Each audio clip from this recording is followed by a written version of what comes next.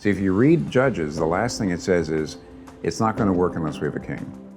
And as soon as you get to Ruth, you see how God brought about a king, because Ruth ends up being the great-grandmother of David the king. So in a sense, Israel is being healed and given what Israel needs, and so is Ruth and Naomi being given what they need, which is a family.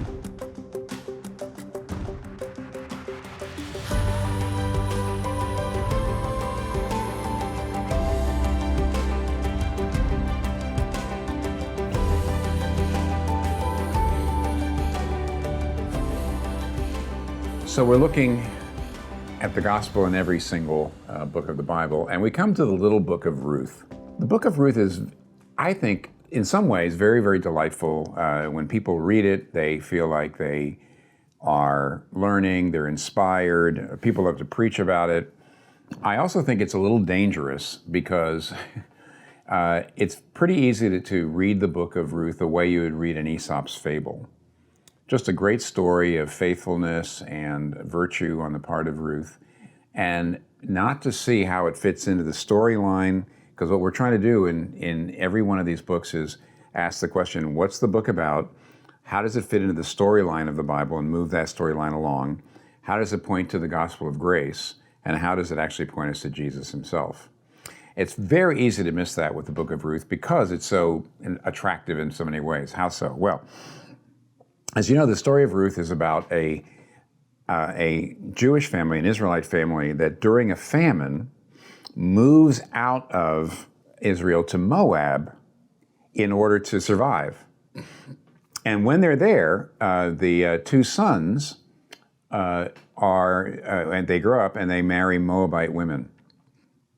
But then disaster happens, and not only is the father of the family, does he die, but both the sons die. And that leaves Naomi, the mother and wife, alone with two Moabite daughter-in-laws.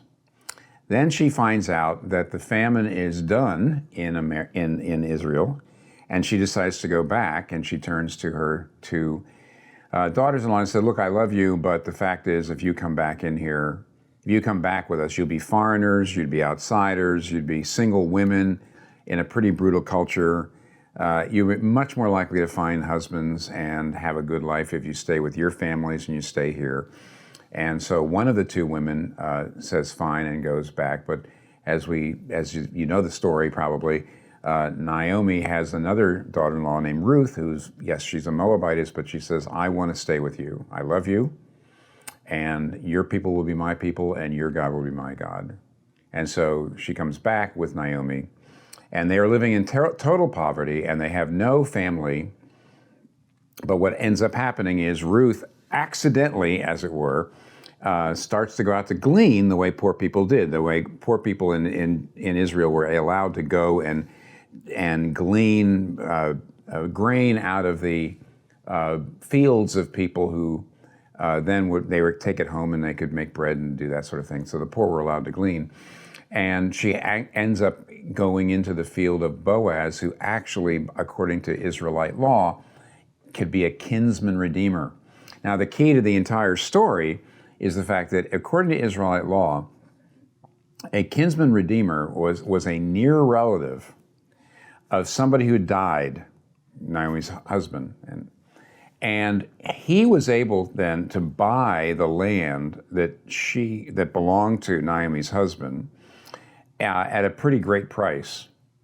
But then, ordinarily, the kinsman redeemer would also have to marry the wife of the dead person, and the children of that man, of the wife, that would come out would not be in the man's name, but in the name of the dead person. So a kinsman redeemer would say, here's my relative, John, but John dies and leaves behind his wife, Susan.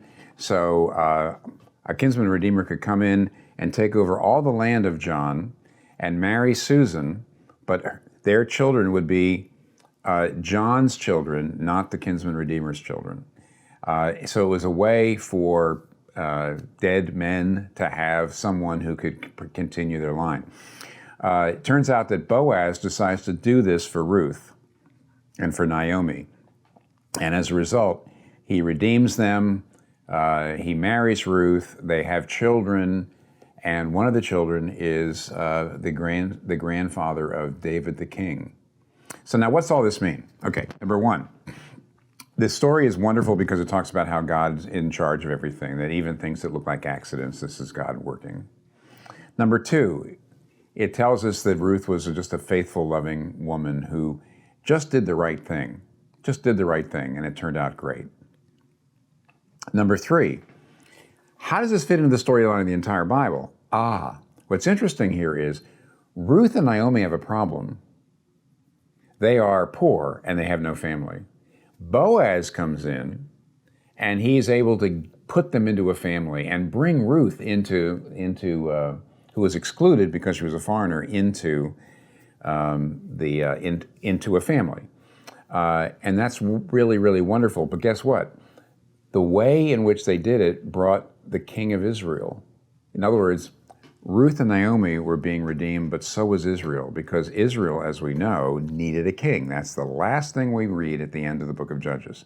See, if you read Judges, the last thing it says is, it's not going to work unless we have a king. And as soon as you get to Ruth, you see how God brought about a king, because Ruth ends up being the great-grandmother of David the king. So in a sense, Israel is being healed and given what Israel needs. And so is Ruth and Naomi being given what they need, which is a family. You know, it's interesting. There's only 85 verses in the book of Ruth, but 23 times the word redeem shows up. And that's really how you should preach or read the book of Ruth. Ruth is pointing forward to the ultimate kinsman redeemer, Jesus Christ, who, because he became a human being, is in a sense our kinsman, but because he went to the cross, is our redeemer. And so, because she was the great-grandmother of David, ends up being one of the mothers of Jesus. And in Jesus' genealogy, in Matthew chapter 1, you see Ruth is one of the people that brought Jesus Christ into the world, as it were. And what we really like about the genealogy there is when you see Ruth, who was an outsider. She was a racial outsider, yet she's brought on in, and she becomes one of the mothers of Jesus.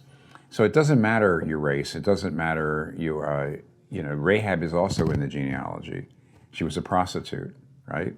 So it doesn't matter your record. It doesn't matter your race. If you believe, if you put your faith in the God of Israel, then God can work through you, and you can be part of God's family. The way we need to all be redeemed is to be put into a family. So you've got to be careful not to just look at Ruth as a kind of wonderful moralistic story about how, we should just love one another and be faithful. But you have to see that Ruth was actually being used by God to move the storyline along, to bring David, and who points to the ultimate king, Jesus Christ.